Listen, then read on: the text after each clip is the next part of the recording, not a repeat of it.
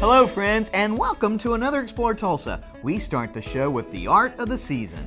Hi, I'm Stevie Fernandez. And I'm Trish Whitmer. Thanks for joining us once again for this week's Explore Tulsa. Hey Trish, have you started carving your pumpkin? Oh no, not just yet. What? You better get after it, because how else is the great pumpkin gonna find you in your house and leave all those goodies for you? Oh, I think I got it covered, thanks to John Points and Southwood Landscape and Garden Center.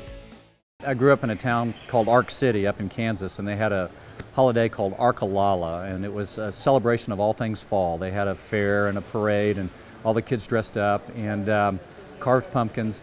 And that, I think the reason I enjoy this is I connect back to my childhood on this.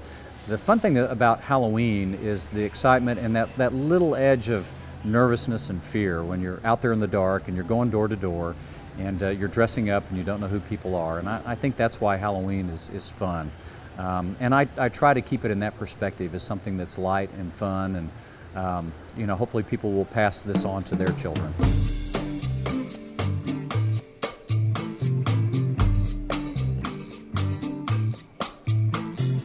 I got interested in carving pumpkins when my children were born. I have an October birthday, my anniversary's in October, and of course I love Halloween. So I started carving with my children when they were young, and as time went on I tried different things, and there's a lot of resources now and ideas and artwork that you can use, so it just kind of grew from there. We work with Mr. Points, and he told us about it last year, and we had so much fun. She wanted to come back and do it again, so here we are. Well, my mom told me about it, and so it's a good bonding experience, right, Mom? Right. I've actually been teaching carving jack-o'-lanterns for about 15 years. I started on Boy Scout campouts where we could actually just throw the pulp and the seeds anywhere, and kind of grew as an extension from there. Barbie Page got me to teach at Walt Whitman, and we've done some classes there. Philbrook has had us do Second Saturday, which is a wonderful program, and we do demonstrations there. But Southwood came through and actually does the workshop where we can sit down, the children can apply what they've learned and actually carve their own jack-o'-lantern. And it's remarkable how much success some of these young people have. If they follow just some real simple little tips, turn out some really impressive jack-o'-lanterns.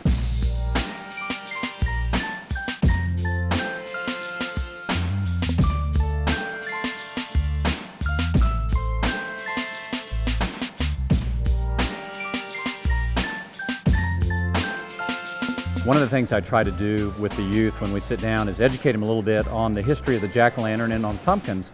Most of them know that the pumpkins are unique to North America, that's where they originated, but don't realize that the first jack-o'-lanterns actually were in Ireland and were in turnips rather than pumpkins. It wasn't until the Irish immigrated to the United States that they started using the pumpkin instead of a turnip to do jack-o'-lanterns. So that's kind of an interesting piece of history about the jack-o'-lantern.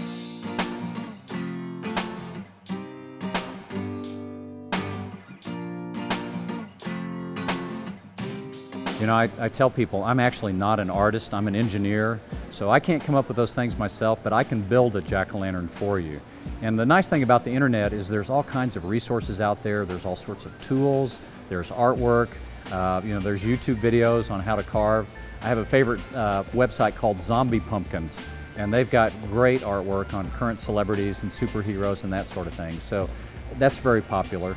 The nice thing also now is they have artificial pumpkins, which are like a blown foam, which you can get at a Michael's or a Hobby Lobby, and you can cut those with an X-Acto knife, and those don't perish. You can give those as a gift and pull them out every year, and that's made it really nice that you can have something that you can use over and over every year. I didn't use a stencil, I just kind of drew on mine, so it's a little interesting and a little creepy. I'm probably the oldest one carving pumpkins here, so I figured I'd do something a little different.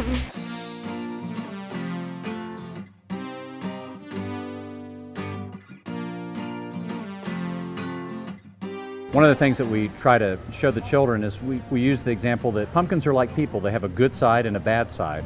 And so we try and teach them to identify the side which rested on the ground, which tends to have calluses and scratches, and want to put the art on the other side.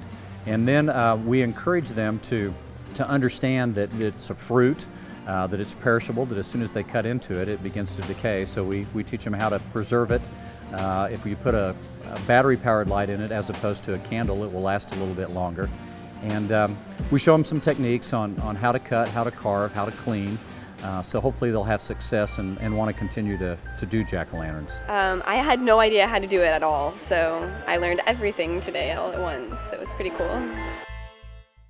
Wow, John gave some great pointers for pumpkin carving. He sure did, and with a little practice, you'd be amazed at the art you can make with a pumpkin. Yeah, so how did yours turn out? It's pretty scary. I call it roadkill. Oh yeah, that sounds like it took a whole lot of effort.